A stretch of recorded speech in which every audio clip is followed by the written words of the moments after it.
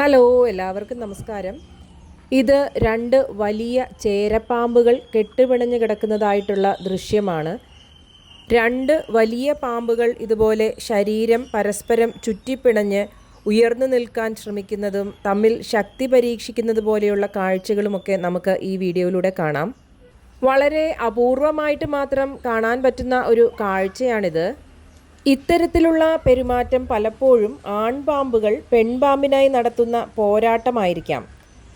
സാധാരണയായി ഇവ പരസ്പരം കടിക്കാതെ ശക്തി തെളിയിക്കാൻ ശരീരം ഉയർത്തിത്തള്ളുന്ന രീതിയിലാണ് ഇവർ ഏറ്റുമുട്ടുന്നത്. ഇത്തരത്തിലുള്ള ഒരു അപൂർവ കാഴ്ച കാണുമ്പോൾ നമ്മൾ സാധാരണമായി കരുതുന്നത് രണ്ട് വലിയ പാമ്പുകൾ തമ്മിൽ ഇണചേരുകയാണ് അഥവാ മേറ്റിംഗ് ഡാൻസിൽ ഏർപ്പെടുകയാണ് എന്നുള്ളതാണ്. എന്നാൽ 100% ഉറപ്പിച്ച് പറയാൻ കഴിയില്ലെങ്കിലും ഈ ലക്ഷണങ്ങൾ വെച്ച് ഇതൊരു ശക്തി പ്രകടനമാണെന്നാണ് കരുതുന്നത്. അങ്ങനെ ശ്രദ്ധിക്കാൻ കഴിയുന്ന ലക്ഷണങ്ങൾ ഇവയൊക്കെയാണ്.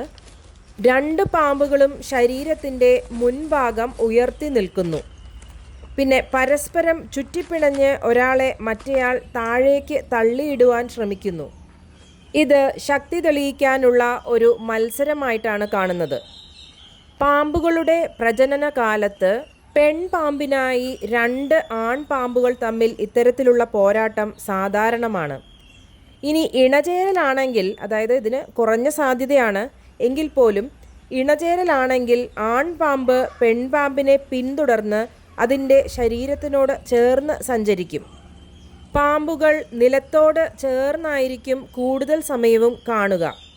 ഇങ്ങനെ ഉയർന്നു നിന്ന് പരസ്പരം ഏറ്റുമുട്ടുന്നത് അപൂർവമാണ്.